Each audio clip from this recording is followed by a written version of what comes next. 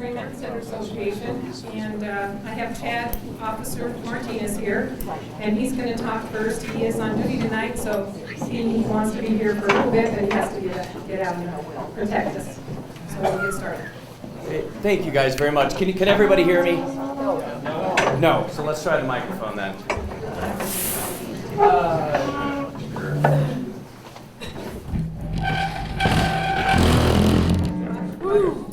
All right. Not used to having a microphone. All right. Thank you. Perfect. Well, thank you guys for having me here. I've had the pleasure, I think, to address you guys before, and I'm sorry that I'm here under these. Sorry. As long as it's not my fault. Absolutely. It's Officer Chad Martinez. I am your South Sector Liaison Officer. That's a fancy word for neighborhood officer. So I am your resource. I'll just give it a second. Sorry. There we go. That should do it. Wonderful. See, I get to work all the kinks out before we have the big guys on. I do have a stack of business cards back there. I do encourage you to take one of my cards, please, so that if you have questions, which I'm sure you will after this, that you have a method and a way to get a hold of me. I may not have all the answers, and so what I'll tell you tonight is if you have a question and I'm not able to answer it, I do apologize. I don't shy away from not knowing something, but I do ask that you give me the opportunity to find out the answer and get back to you. So I do, like I said, have a stack of business cards back there. Please take one. There's also a whole host of other information back there. Please clear out the table. Make sure that it's better to take it and feel like you read through it and stuff you already knew, but better to take it and have it. And if it's something you don't know, it's something you can learn about. The main things that I want to talk to you a little bit tonight is in dealing with fires, the police department really does not have a lot to do with it. Okay, we leave the majority of that to the fire department, including the investigation of it. So we are here as a resource for them. And typically in these type of scenarios, like the last incident that occurred, when officers respond, what their primary role is to ensure the safety of the individuals, and getting people evacuated out of there, and then our second priority is also to be looking and trying to identify suspects. So I did see that we did stop a number of people, question them why they were coming down from the mountain when there was a fire going on, and we do then take that information, we compile reports, and then we turn that information over. So that way, if for some reason there was somebody that was up there that shouldn't have been up there, now we have that information to go off of. So we do have a dual purpose role in that, but the primary investigation is left to the fire department because they are the experts in that field. Okay.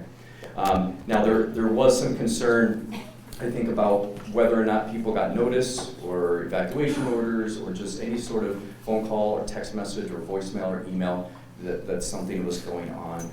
Just by a show of hands, who did not get any sort of notification? When are you talking about? Well, I know that there was a lot, but let's include all of them. Okay. I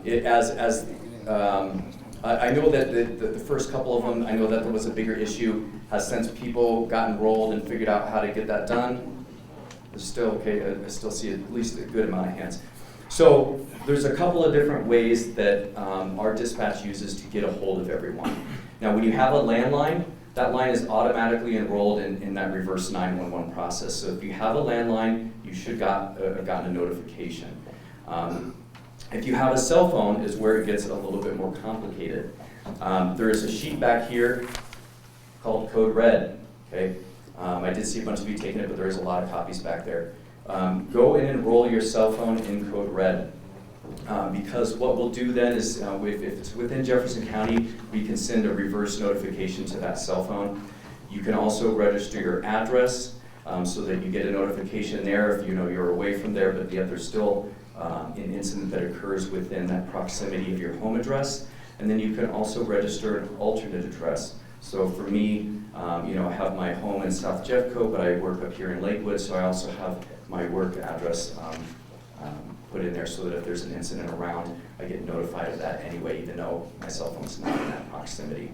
So you can get updated about emergency situations, both criminal and things like fire. But then you can also elect to receive weather notifications as well. and it will allow you to adjust those based upon your needs. So please though make sure that if you don't have that done, make that a priority to get that done this week. Get your landline and your cell phones registered. Let me go through Smart 1 and I'll take some questions. And then the other one is, it's another service that's offered to you as Smart 911. The difference between the two is that this just allows you to add a whole lot more information. So what you would do is you would register, create an account, and what you can do is you can build a profile. You can upload pictures of everybody that lives in the home, or you can give descriptions. So if you can imagine, if there's an evacuation situation and we're going, house to house, we know how many people live there. Okay, we know maybe how many people we've evacuated. We know what those people look like. Let's say there's a fire in a particular home. You can give us the floor plan layout. You can let us know, hey, we have kids that live on the second floor in the northwest bedroom. So we know specifically where to go to try to look for people.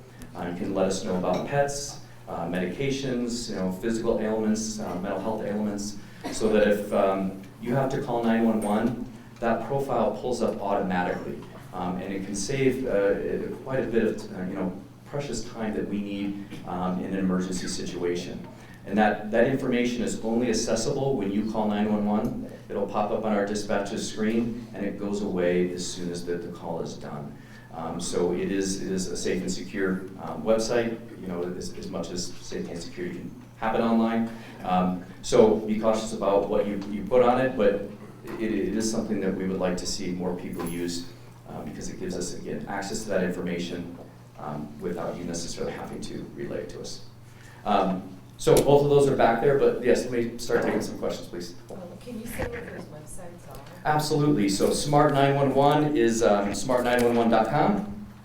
And then for the code red, it actually, on there, it has you go to lakewood.org/code red. Otherwise, you can go to your911.net. And that's the other way to get to it. Okay.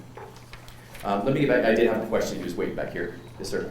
I was just curious how quickly those callbacks can work with different emergencies if you sign up for the service. How quickly does the callback happen? Yeah. How You mean soon can you so expect when we put it in, how quickly does it go out? If a call is registered, yeah. It's almost immediately. It shouldn't be any more than a few minutes. So it's something that it's not us picking up the phone doing that. It's something that's computer automated. It's usually some sort of voice or a text message service. So it should be instantaneous or next to instantaneous. I was thinking about this morning, there was a shutdown on Kipling, and I heard after the fact that it was a robbery, and wondering if there were callbacks at the neighborhood for something like that. It could be. So based on that kind of situation, it would be deemed as to whether or not, the commander, the shift commander says to put out that information. So sometimes it's not always put out. Yeah. I had one over here, sorry. Officer, I was confused about the investigation. You said the fire department would investigate, and I assumed that would be the fire, how it happened, and all that.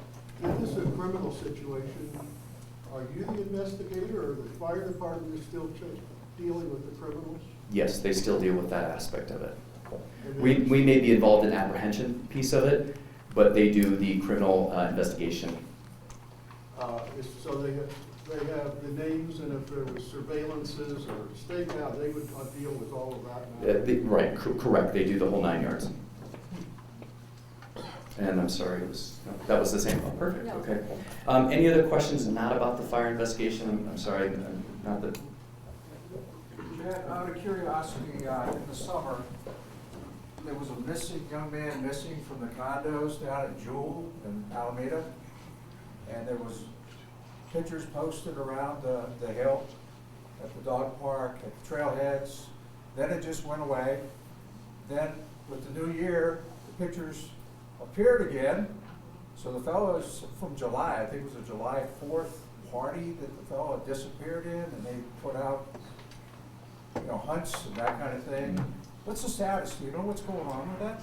I vaguely remember, and see, this is one of those situations where I'm sorry, I don't know the answer off the top of my head, but please get a hold of me and let me find out the answer for you. There's no leads, nothing new. There you go. Nothing new, but let me look into it though. Please get a hold of me, and that way if you need, want an update, if I ever hear anything, I can get a hold of you. Thank you. Of course. Is there any opportunity for like a joint task force if like between the police department and the fire department, if they don't have the resources, can they use yours? Is there any way you guys can put your heads together? Absolutely. So yes, I mean, our you know, resources have been offered to the fire department whenever they need it. They know that they can come to us. And I think we were talking a little bit about what else, you know, we can brainstorm here too. So, but yes, absolutely. And I can speak more to that. Yeah. Any others? Yes, ma'am. Is the smart 911 only attached to one phone number?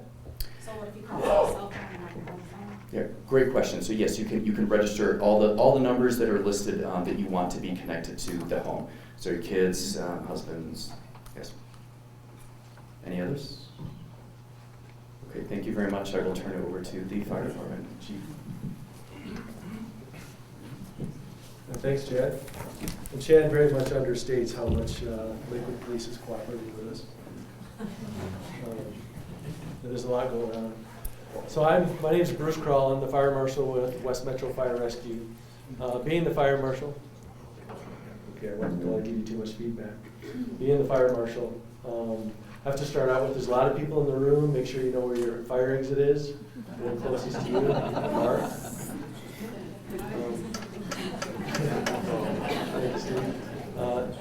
Steve Orr is also with me tonight. He's one of our wildland team members, and he'll speak a little bit more about just general wildland fire safety. So, a couple things I wanted to go over tonight. One was the status of the investigation. So there's a lot I want to tell you, but I can't tell you everything. I don't want to just kind of broadcast where we're at, what we do and don't know entirely. But I want to give you some information. So based on the fires in November and then the couple fires we had on the 20th of February, we're highly suspicious as you are that they are related. When we have a fire up on Green Mountain or anywhere that's a wildland type fire, we comb the area the entire next day, which we did on Green Mountain after all the fires that occurred up there, including November and in February. So we're looking for, one, where did the fire start, so we can start looking for evidence of what started it. So most of the time in a wildland fire situation, it kind of spreads out in a nice cone. The interesting part about Green Mountain, if anybody's been up there, there's a lot of wind. The wind can go all kind of different directions, so sometimes that nice cone is obscured. So it just takes a little bit longer and a lot more detailed work. So what we do in detail, we're looking for something on the ground in the area where we think the fire started as small as a match. So you can imagine a burnt match in burnt grass and ashes. But that's what we're looking for. And then anything else that might be larger than that. We look for things like footprints or clothing or anything that might be still there, including, I say, broken branches and that kind of thing. So knowing that Green Mountain, there's a lot of footprints up there. So it's hard for us to nail down exactly what one it is. So a lot of discussions and with this task force now, but even in November we were all meeting and working together with West Metro Fire, the Lakewood Police Department, the Jefferson County Sheriffs, and the ATF. So as far back as November, we all been working together on this and combining our resources and our brain power to find out what else we can discover from the evidence that we do have. So one of the things we did talk about was a bloodhound. And if you have a certified bloodhound, which Jefferson County does and Elbert County does, that's actually admissible evidence in court. But similar to the footprints, there's a lot of trails a dog can pick up on and follow if we don't have some kind of piece of clothing. So that was, for the time being, ruled out. So we'll set the dog aside until we have something more for the dog to go on. So then when we have looked at the site, we do a lot of documenting and mapping and measuring and of the site and what we found and didn't find and where it is. Because even though there's no evidence there right now, when we do get evidence, we do get a suspect, we want to present all of those in court. And so they have to be very professionally documented. So that's some of what we spend time out there doing after the fire. And then we talk to you all or whoever comes forward and says, I saw something, I think I saw something. We follow up on all of those. And so far from the hotline and from canvas in the neighborhood, the ones we followed up on haven't led us to any specific suspect. So though we think it's very suspicious that they're all set by the same person, not having any evidence and not having any witnesses, we don't really have much to go on other than maybe a person here or there of interest. And we also, because we don't have any evidence, don't want to rule out everything else just because we have this really big suspicion. So we are keeping ourselves open to other possibilities, other evidence, other people's statements. So know that we are spending a lot of time and a lot of focus on what's going on up on Green Mountain. So second part of the task force is we're putting together, and it's an action plan. Now we have a little bit more details about the area that we're going to want to cover, about what we're going to do if there's another fire, how we're going to deploy law enforcement resources, how we're going to deploy ATF resources, parks resources, just to get as big of a brush across the whole area as quick as we can. Now these fires, as you know, have occurred at night, so there's not a lot of people that are going to witness much at night, and it's a little bit slower to deploy resources other than the police department and fire department, like the ATF, because they're not coming from the fire station ready to jump up and jump in a truck and haul over. But nonetheless, we have a plan, and I don't want to tell you a whole lot about what that plan is, but we pick the highest suspicious areas and work our way back from there, hoping something will happen in the areas that we are deploying our resources. And somebody asked about the investigation. I wanted to backtrack just one step. With West Metro Fire, our fire investigators are certified peace officers.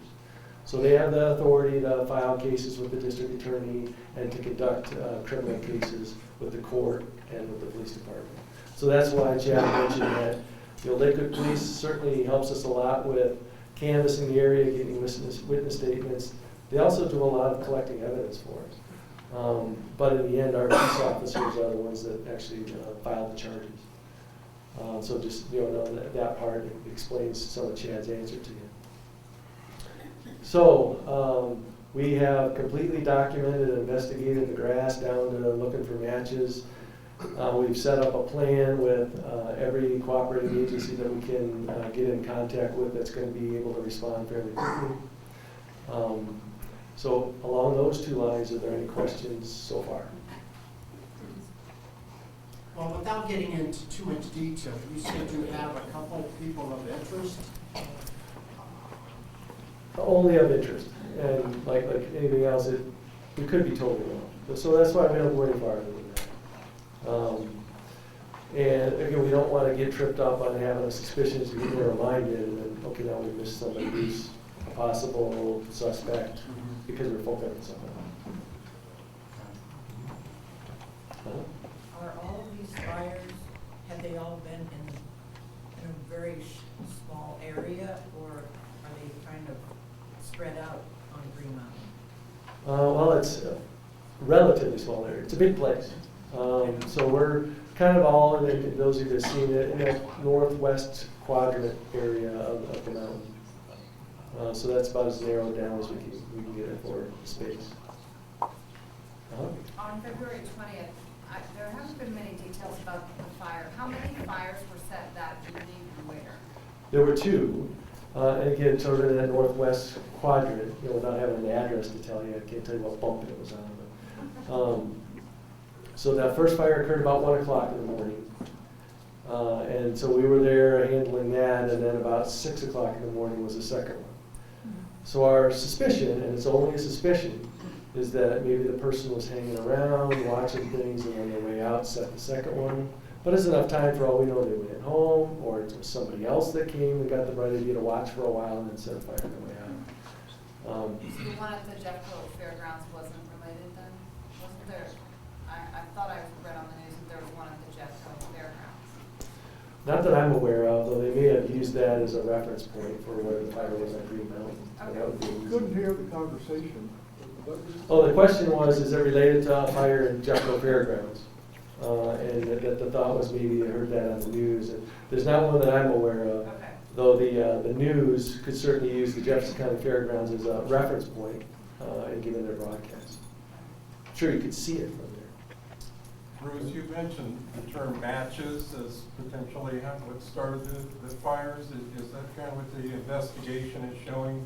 so far that these were started that way, or are there other possibilities you're looking at? Well, there are, but the way we kind of do this is if we can't find something right away, then we start trying to eliminate possibilities. So the first one we eliminate up there that we did eliminate was something natural. No lightning strikes in the area, no squirrels with lighters. So again, that didn't take a lot of brain power to figure out, because there's nothing natural around here that could have caused it. So then you look at the possible human behaviors, and what you have is something intentional, some kids playing, some kids didn't know that it would blow up that fast, fireworks, campfire. So there's a lot of possibilities, and so we look through the debris and see if we see any pieces of fireworks, any matches that would have been used to light fireworks. You know, if they had the lighter and threw it. Huh? Did calls go out on the February 20th or just the November 5th? For the reverse 911? Yeah. As far as I know, it was only the ones in November. That was the larger fire, and then there was a reverse 911 about 50 homes. Huh? Is there anything we in the community can do after a fire like that to help scour the hillsides, or or is that just something you Yeah, can it's, do on your own? it's a double-edged sword. More eyes is better, especially if something's that big. But then there's also more evidence contamination. So my advice back to you then is around your home and around the areas that if you live by a place that you can get up to the mountain, is definitely keep your eyes open. And I won't say it's if we need to cordon it off because of the evidence, we will. And so if we haven't done that, then you're free to go up and look around all you want. And for sure, if you see something, call that 303-987-7111. Who reported the 1 a.m. fire? Because how did you know it at 1 a.m.? There's not much activity. That's a great, I don't know that. I understand that you can see it from this. Yeah, do you know? There was we ran into a mother the day afterwards, and she said that her son called in because he was using the She's on the call. We can't hear over here. sorry. The question was who called in the fire that was at 1 o'clock in the morning. And I don't know who that was, but as you can see with the growth, 1 o'clock in the morning, there's still traffic. So it's possibly somebody driving by. Bruce, according to Rhonda, we got the call from the 6th Avenue Service Road near the fairgrounds. So that was the reason. So I'm sure you didn't hear that. It was the call, thanks Rhonda, came from the 6th Avenue Service Drive, somebody driving through there, which is probably why they called it in as the fairgrounds, because that's right where they were on the service drive by the fairgrounds. So it was driving passerby. Tom Richards, he's the shift commander on today. He'll speak a little bit later. There were a number of fires in late August. Are those related, or do you know if they are? They were on the closer to the homes on the south side. So the only one I know of that we're not considering related is the one that was right on Morrison Road by the golf course there. That was in the vicinity. This was in the neighborhood. Yeah. This is off of Alaska way up there. There was one in a van, an XL van. That wasn't related either. So yeah, anything that occurred on the Green Mountain open space were considered related. Yes, you spoke of keeping your eyes open when another event occurs to see who's not normally in your neighborhood. Or what about the use of home surveillance cameras? Do you guys use that kind of data? We do. If you have a camera, especially one that has infrared or something, we can actually make something out at night. That would be awesome. And we have some other camera footage based on our other surveillance, about 6,000 hours of it, which is tough duty to go through that. But yeah, if anybody has any cameras that sees anything or is facing any of the gates or entryways to the park, take a look. Say along that lines, do you have any way to track license plates? I don't know if anybody's seen that show, The Hunted, but there's ways that you can see license plates going by and be able to tell whether it's somebody that should be in the neighborhood or not. Narrow it down to a time window, anything like that? That would be a cop thing, so. Not that I'm aware of. The other thing that we don't have is the button they have on TV where you have a grainy picture and they push it, it gets clear all of a sudden. We don't have that button. Nothing like that. I just wanted to ask, 2 times I saw helicopters at night with lights up on the hill. Was I seeing things? I mean, were they looking for, it was after the November fire, the big one? We didn't deploy a helicopter, I know. It could have been a news helicopter, and I know the St. Anthony's helicopter comes and goes at very No, much. this one had lights and it was still, it just kind of hovered. No? I don't think we asked for any helicopters. Okay. Uh-huh. Have you considered any prescribed burns around the housing area so that the fire might not jump onto that? We always do. That's one of the accepted ways of controlling the fire risk. And I can let Steve talk about that a little bit more. But like all things, there's 2 sides to that, because the parks consider the habitat and the growth and the erosion, and there's things that they got to consider whether or not they want to burn off the vegetation. Same thing as I think a question came up whether or not they would go out there and mow it. And the extra part of that is they also got to consider their manpower and their budget. So as far as I know, they don't have any plans of doing any mowing on Green Mountain. You, during your investigations or your present status of it, do you know where all the fires started? We do. We have a origin point for all of them. And have those points of origin, you call them, is there a predominance of their occurrence? Is it on the north side, the west, east, or south? There's probably 20-30 minute walk between all of them. So yeah, they're a little bit spread out in that quadrant. Just for clarification, how many suspicious fires have been set over the last, say, 8 months? 7 is the number that we're focusing on now, and they are suspicious. I don't know that I would call them set just yet, but yeah, that's our suspicion is 7. All right, well, I'm going to bring up Steve Ward. He can talk to you just a little bit. He's our wildland firefighter that can talk to you a little bit about something that's important about what you can do, as well as keeping your eyes open. I want you to be safe.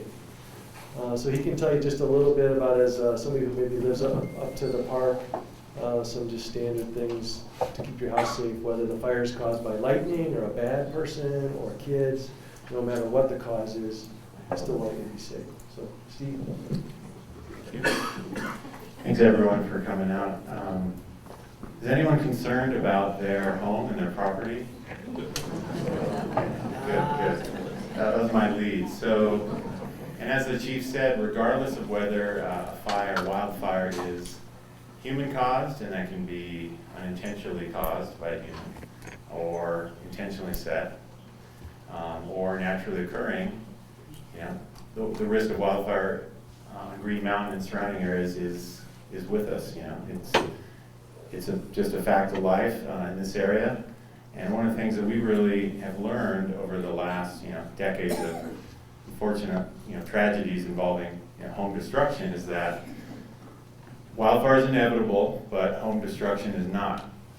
And whether it be fires that you're probably real familiar with, Waldo Canyon, Black Forest, Hyde Park, being very recent and obviously extremely tragic fires. One of the benefits or the positive things about those fires is that there has been a lot of study and research done about why homes ignite, and then also what individuals and groups can do to prevent home ignition and ultimately home destruction. And I have to point out that it is absolutely a collaborative effort. There's a lot of stakeholders in this game, whether it be individual homeowners, homeowner groups, civic associations, the fire department, police department, open space staff. There are realtor associations that have an interest in educating their members. There are insurance. The insurance industry is quite interested, obviously, in preventing home destruction. And so, we have a great opportunity to work together to reduce that risk. And like I said, there are a lot of examples of areas across the state and across the country where people have been able to reduce that risk. And so I have a couple of different, not to get too far into every little detail of what you can do surrounding your home, but again, when we talk about home ignition and things that you can do, there are a lot of very simple things that you can do that are inexpensive or basically cost nothing except some time and effort. And those can be things as simple as raking up dried vegetation such as pine needles from in and around your house, dried vegetation like leaves. There are larger, more expensive things you can do, such as replacing your roof if you have a wood shingle roof.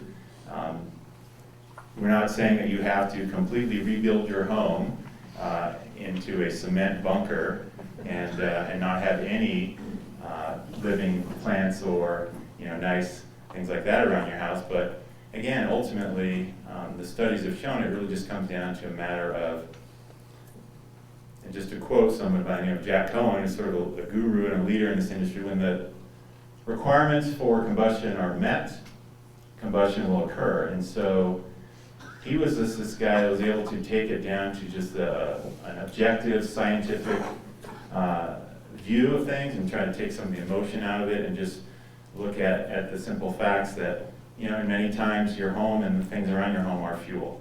And that, wildfire doesn't care that,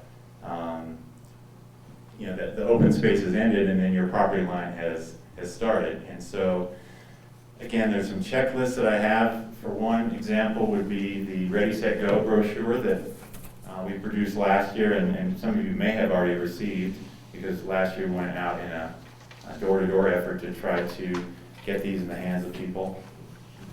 There's also some checklists from an organization called Firewise, which is something I've spoken a little bit with Diane about. Firewise Communities is a program sponsored by the NFPA, it's the National Fire Protection Association, and there's over 1,400 recognized Firewise communities in the United States, and I think 153 in the state. You don't necessarily have to organize and become a recognized Firewise community to take some of these actions that have proven to be effective in reducing the chances of your home igniting. And so there's some checklists there, and I've spoken a little bit about Diane about, what can we do together to share that responsibility? And someone did bring up the question about prescribed fire, and we have had a pretty robust prescribed fire program in the past. We have not ever done any prescribed fire in close proximity to homes, not because it wouldn't prove to be useful in reducing the fire risk, but one of the challenges, and kind of like the chief had said, is just balancing the various objectives, whether it be training, safety, the natural habitat, and things like that. The other thing that's really challenging in the Front Range is that the smoke that is produced from prescribed fires, and that obviously carries a certain health risk. And so it's hard to get smoke permits to do prescribed fire in close proximity to as many homes. That doesn't mean we wouldn't ever do prescribed fire again, but our program's sort of on hold for a variety of reasons. But one thing I did want to point out is that the city of Lakewood, again, their open space, we collaborated in building this small brochure. And one of the things they wanted to make sure that you were aware of, and I can't entirely speak for them, they weren't able to be here tonight, but again, I know I've spoken with Diane about this. They do allow neighbors to do the following within 10 feet beyond their property line onto park lands. You can mow, cut, trim or rake grasses and remove ground cover. You can prune or remove shrubs, bushes, or small trees. Okay, so there are some things. I know that 10 feet may not be, incredibly, may in some places be a sufficient buffer to prevent fire from spreading from adjoining wildlands onto your property. In some cases, it may not be. And we've had conversations with the open space staff about increasing that width. Unfortunately, at this point, they're just balancing all those priorities, like the chief talked about, and have limited capacity.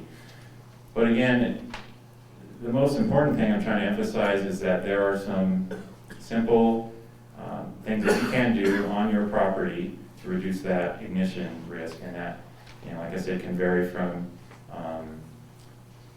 redoing your roof. If you have a combustible wood roof, it can be putting mesh screens on your attic vents, because what we've learned is that, contrary to maybe popular belief, we see a lot of these images on TV about extreme fire behavior, 100, 200, 300-foot flames. Very impressive. News media loves that stuff. It's exciting, scary. But most homes ignite actually from small fires. And that has been really kind of changed the way we think about fire protection or fire mitigation. And so rather than thinking about the, again, potential for a 100-foot flame front to come barreling through our community, and for an example, in the Waldo Springs fire, it's small fires often started by the shower or blizzard of embers that are produced during a wildfire. And I talked to the Colorado Springs folks just the other day, and they said they measured the distance that some of those fire brands traveled at 6 miles. Yeah, I was surprised to hear that too. The rule of thumb has been, maybe a mile, maybe 2 miles, but so I guess part of the point there is that even if your home is not immediately adjacent to the boundary of the park property, your home is potentially at risk. And so those embers, which in some cases are quite small but very numerous, they are often wind-driven. As we talked about, Green Mountain, as we all know, is a very windy place. And so when you have thousands upon thousands of wind-driven embers in and around your home, they'll find little nooks and crannies to nest, and perhaps they'll start a little fire that will smolder. And over time, say a pile of pine needles starts burning, and that ignites a floor mat, welcome mat up there, or it ignites the railing of a wooden deck that you have, and then that spreads to the house. I mean, there's a lot of different ways and that happens over time. Again, it's many of the homes that have burned in Waldo Canyon and others burn many hours after the fire front has passed, and then also some significant distance away from where the fire front was. So again, not a comprehensive class here on what you can do to mitigate wildland fire risk from your home, but just the start of a conversation. And like I said, I've spoken a little with Diane, who apparently is quite the community organizer, and we'd love to have continued discussions. And a lot of this really is not going to come from a standpoint of we as a fire department or the city we don't have codes or ordinances that say you can't have this type of siding, you can't have this type of roof. It's really not going to come from us directly in that manner, but we do have some information, some expertise, some experience that we obviously want to share with you. And if further conversations at a later date in a different setting make sense, we want to be able to facilitate that and help you all, or all of us again, get organized, perhaps go down the route of a Firewise Communities recognition, or just organizing a day where we can get together and take a look at some homes and some property. And again, there's lots of different projects that are, that could be effective.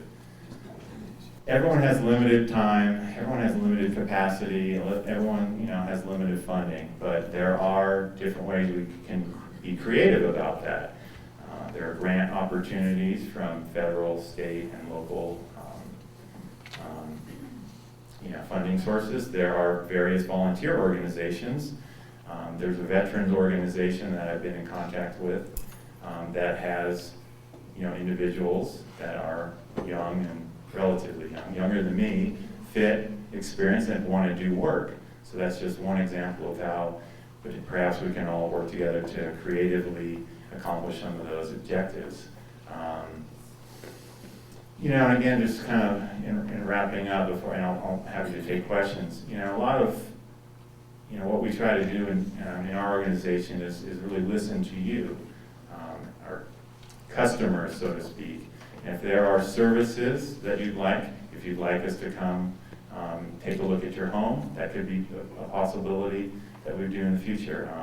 You know, really, a lot of it, again, is incumbent on you to take that responsibility, and if that means reaching out to us for some help, please do that. So I didn't leave any cards back there, but Diane does have my contact. What's that? Can you say your name again? Yeah, it's Steve Orr, O-R-R. And you're with Lakewood Fire? With West Metro Fire. Yeah. Does anyone have any questions? Yes. So for people who couldn't be here tonight, Right. how can they get these materials? You are welcome to take extra copies with you. And I know that many of these are on our website. And that website is westmetrofire.org. And if you go to at the home page, if you move the, hopefully I use the right terminology, the cursor pointer thingy, and hover it over along the top, life safety, one of the then things you can click on. There's words that you have. And wildfire safety is a link that has a variety, I think most of the publications that are back there. Firewise.org is another one of the good ones. And if you grab the Ready, Set, Go brochure, that has all the different websites for the wildfire mitigation programs that we're recommending.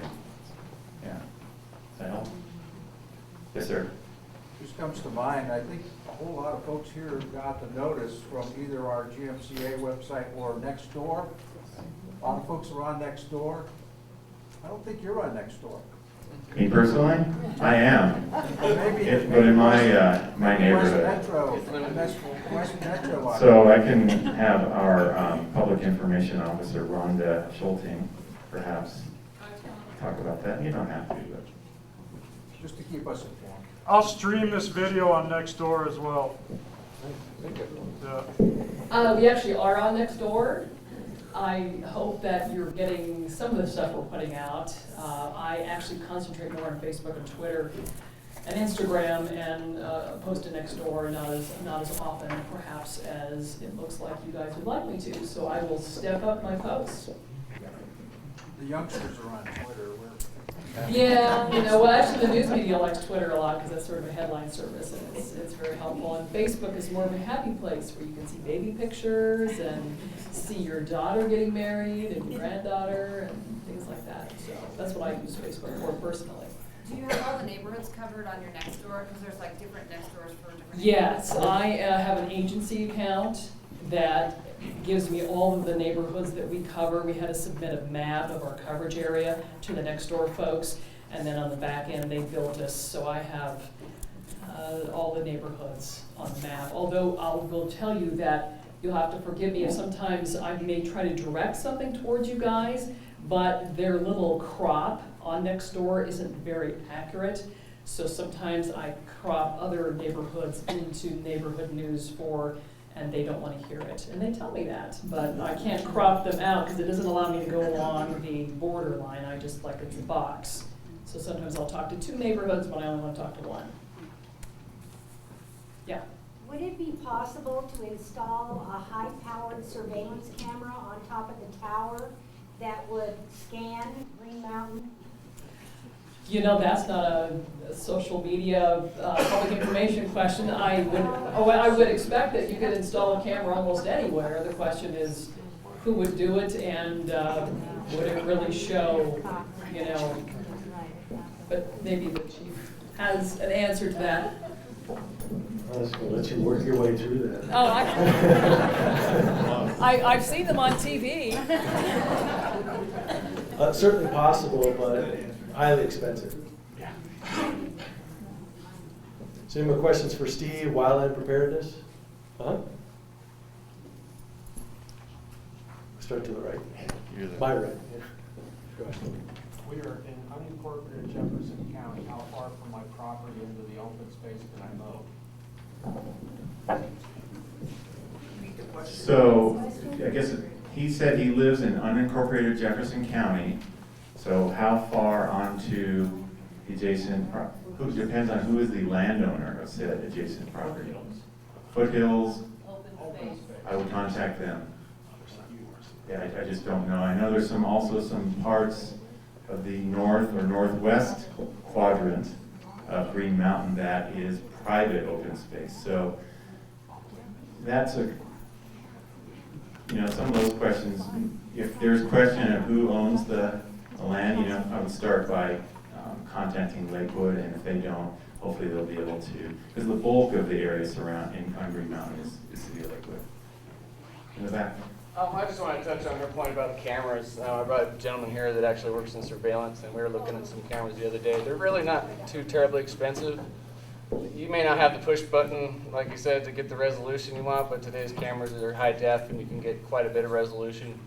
Would the city have the budget or be interested in placing maybe a half dozen cameras around certain neighbors' properties, or maybe city property, to kind of cover more areas to look for this guy or person of interest?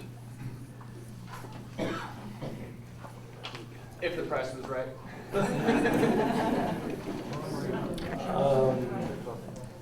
There's a possibility that's already in place.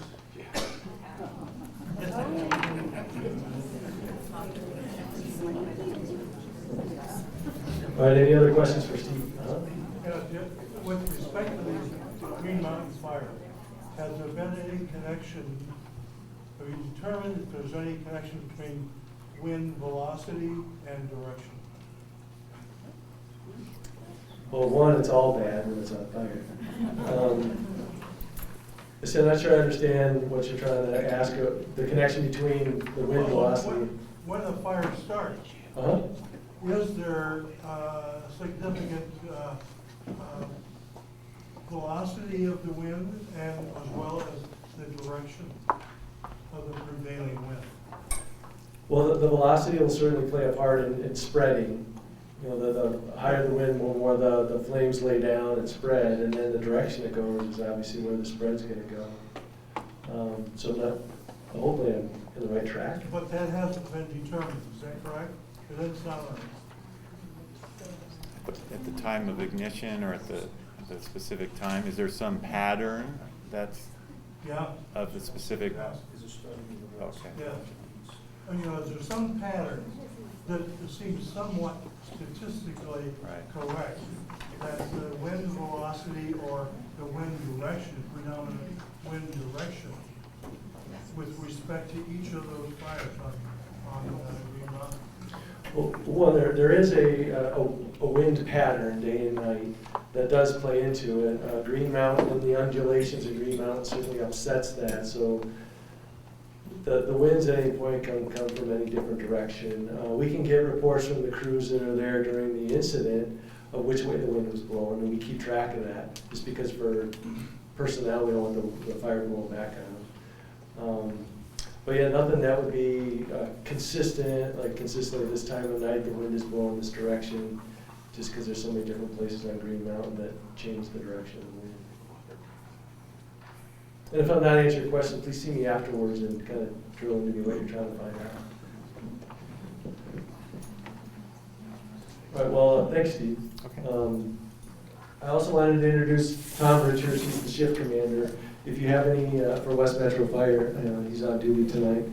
And if you have any questions about what happens when a fire breaks out, Tom is in charge of deploying the boots on the ground and get people up on the hill and attacking the fire front. So any questions for Tom about firefighting? Yes, sir. During an event, okay, we've heard it's happening. Is it Facebook do we look to see if we kind of keep track, or? You mean during the fire? It's happening. You know, the news is 9 News, 4/7.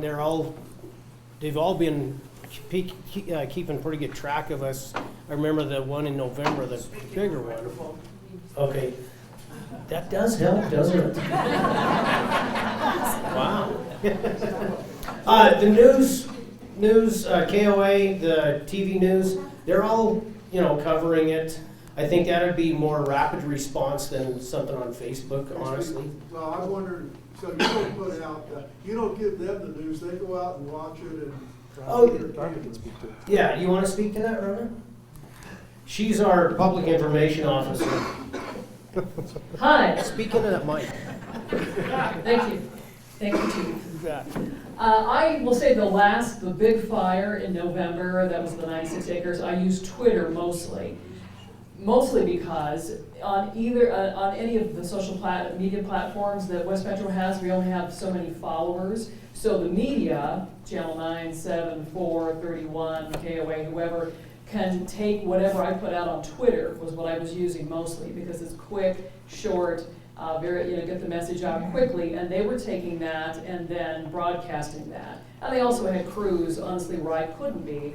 I was with the incident commander in the parking lot at Ring Parkside. So I really couldn't see the fire from there, but that was the best place to stage all of the apparatus and the best place for him to be to kind of get an overall kind of feeling of who needs to go in next and that kind of thing. The news media honestly had crews out in the neighborhoods as well, and I know some of the reporters called me during the evening, and I never saw them all evening, but I just gave them information over the phone because they were in the neighborhoods. So while I would like to say I'm the font of all information when it comes to fires, I am the beginning source and the initiator, but it's the media that takes it from there. Who do we follow?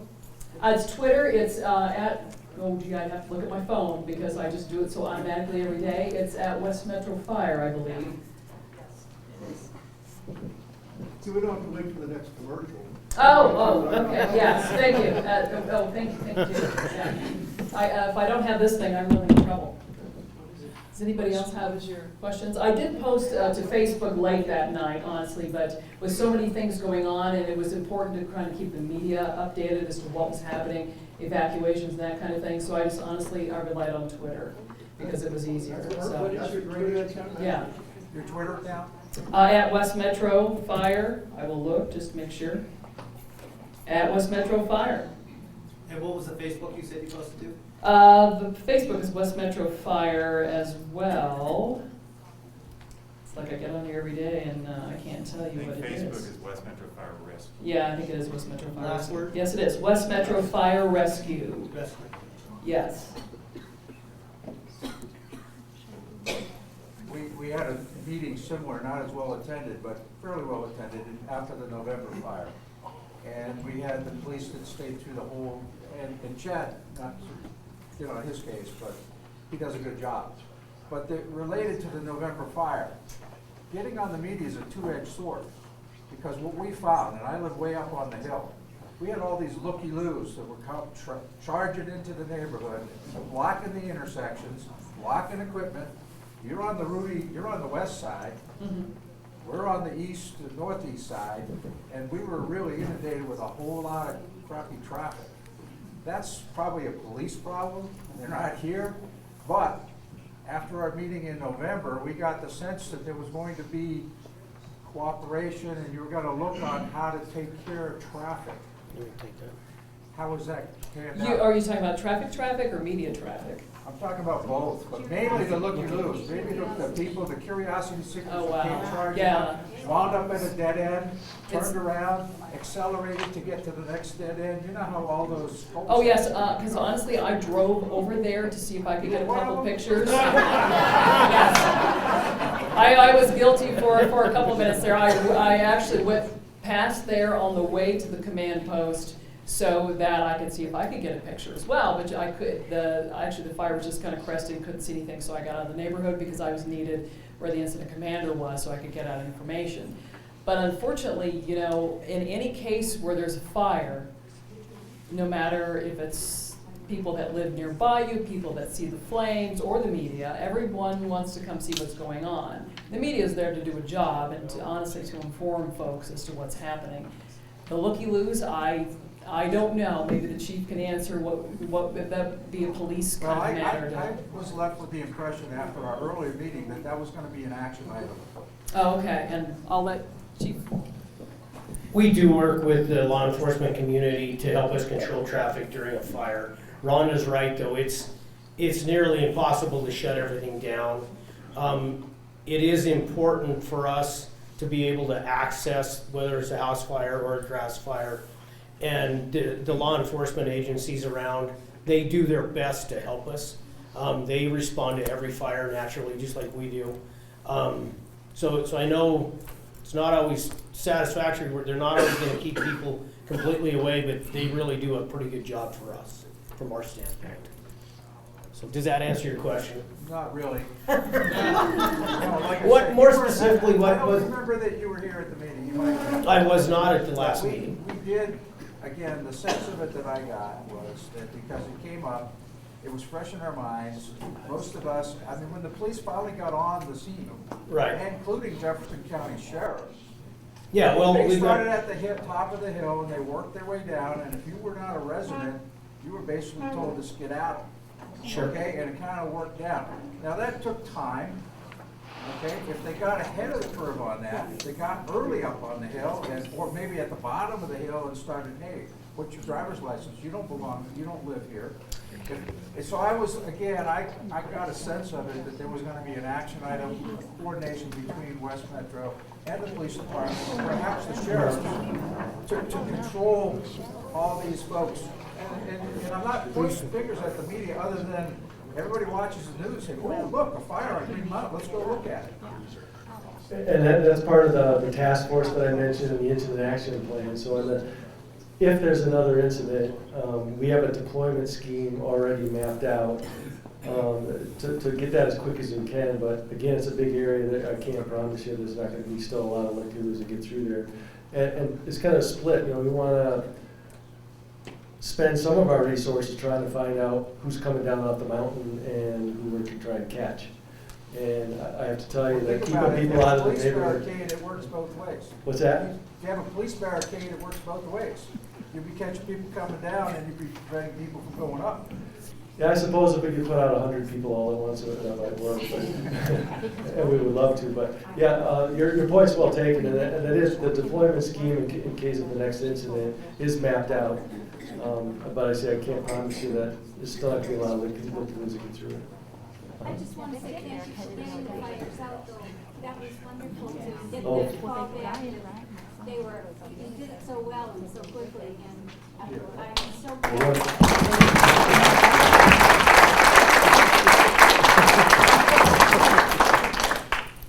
There's some questions back here. There seemed to be some confusions about evacuations, especially during the November fire, and the media was reporting some things, Reverse 911 was reporting others. Is there a definitive place where we can go to find out where the true evacuation orders are and what they mean? You know, as Bruce was mentioning, we're developing incident action plans through the task force going forward. So hopefully next time, if there is a next time, we'll be able to communicate through our dispatch, through the code red system, the reverse 911 system, to make it a little better. It's, I think at best, when you're evacuating an area, it's going to be chaotic. Well, I don't understand why on the website it doesn't just list where the evacuation area is. I don't think it's that hard. On our website? Why would there not be one place where a citizen could go to see where the evacuation is and what that evacuation order means? We had people on our cul-de-sac gathering, trying to figure out, was it a mandatory evacuation, was it pre-evacuation, and then going to news, one news media reports one thing, Twitter is saying something else, Okay. and 911. Hang on, Steve wants to add something to this. Yeah. Wow, it sounds like a great opportunity for an evacuation drill. Well, I'm just saying that many communities have found it useful to practice evacuations prior to events. And I can give you some specific examples, but that is an example of one type of project. Last year in the Camp Carroll Ranch area, in conjunction with Jefferson County, we did a drill that included evacuation. So that's what came to my mind. I agree, doing an evacuation with drill is always a good thing, but I didn't know whether I was supposed to evacuate or not. Yeah, I say your point's well taken. I wrote that down as something to take back to see, if we can post that, what the kind of pros and cons of that might be. But you make a good point. If there's some place you had to get a call, can I go check? I like that thought. One thing I know that we're a little bit concerned about is we don't want to necessarily advertise, hey, everybody's out of their house and it's fine. A little bit worried about that. My wife pretty proud of it. So, one of the problems is a lot of the neighborhoods have the same named streets, right? They cleverly put Archer and Bayard in this neighborhood, and then Archer and Bayard in this neighborhood. And so when you tweet Archer and Bayard is evacuated, and you don't put a neighborhood, then it freaks out other people. An address range. It's very confusing. Yeah, I can totally see what you're saying. The November evacuation things, I mean, I got a reverse 911 call, so I knew I was evacuated. But if you just looked at the media and what they were reporting, Archer and Bayard is probably in 4 different neighborhoods around here. So I think it'd be really helpful if you put the neighborhood that the intersecting streets are in that's being evacuated. That would be helpful to residents. Let me see what the technology is capable of doing on the fly. Yeah. But I see the predicament. For tweets or for whatever, it'd be really helpful. Like Mesa View neighborhood, Archer and Bayard, that's different I think it's more than designated by Greentown. street numbers. Yeah, it's, when the reverse 911 goes out, the code red's a skosh different, but it's still done like what Ronnie says. You look at the map and you draw a radius around it, say call all those people. Right, and I got the call, but then when the media is reporting it, it's confusing. Mhm. So it's Yeah, I see what you're confusing. There was saying. even a map with a circle, a red circle, around the wrong area being reported on Facebook and on the media. Well, it's good to know when it's clear too. Everybody can just look at the website and say, hey, go back home. But I'm still a little bit leery of everybody in the world knowing that everybody around you's gone. I'm aware that there were extra fire departments or areas that came and joined you in the fire, fighting the fire up on the hill. Yeah, we're surrounded, in the fire community, we do what's called mutual aid. Was that coordinated then? You got Oh, absolutely. from Buena Vista coming down our street, fire truck. I wasn't aware of Buena Vista, but yeah, it's pretty normal when we get overwhelmed, when one area starts getting overwhelmed by any single incident, we call mutual aid units in. And in the wildland world, it's very common to bring in the surrounding agencies to help us. And in exchange, we help them when they need our assistance as well. And the night of the big fire in November, actually there was a Denver fire engine in that fire station on Green Mountain while those guys were up on the hill. So there's a lot of cooperation that's coordinated with big event. It might have been. The next day. Yeah, we do have a convict hand crew that's available to us that usually comes in to help with mop up the following day. So that may have been what you've seen. Do you discourage people from turning their water sprinklers on before they evacuate, or if they think they're going to evacuate? Does that take pressure out of your firefighting system? Potentially. I mean, my advice is that when you receive a call, a reverse 911 call, that it's time to evacuate. Gather your family, your children, your pets, your important papers, and get out. The reason we're asking you to do that is we don't want you to panic, we want you to have an organized withdrawal from your neighborhood.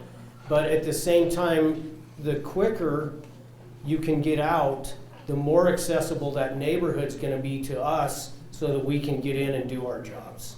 And speaking on the traffic issue that came up a little earlier, that may be part of what the traffic is when people are evacuating. The sooner we can clear that area, the sooner we can get in and do some good. Does that help? Yes, Miss? Water pipes that they bury on the Green Mountain and the fire hydrants. Right. It's something for you, so you get more help. Yeah, there's plenty of water. Yeah. A lot of times, I mean, there's not hydrants necessarily on the top of Green Mountain Yeah, where but there's that's trails. right, so- But we bring tenders, which are, thousands of gallons of water to assist, and we disperse the water to our smaller brush trucks. And so yeah, we're surrounded by pretty good water sources. So, anyone else operational questions? Yes, ma'am. On your websites, is there information as to what to gather? I looked at my house and I thought, I'm getting. Yeah, there is. Under the life, I believe it's under the life safety tab. You go to the website, westmetrofire.org, and there's a menu at the top. Click on life safety, and then there's a lot of stuff under there, so you kind of have to go down the rows, but there should be a wildfire preparation guide there, which actually may be the one that Steve has, yeah, Correct. just in a There's a PDF. PDF copy Yeah. of that Ready, Set, Go brochure. Oh, it's in here. Yeah, that Ready, Set, Go brochure has, I think it's borrowed pretty closely from the American Red Cross's evacuation kit, I think is what they call it. Yeah. Thank you. Okay. Anyone else, or are we questioning out here? We'll hang around for a little bit if you have. Yeah. And honestly, look around and thank your neighbors for coming out. We do appreciate that you do have the interest in this, and hopefully, we're doing our best to figure things out. Thank you.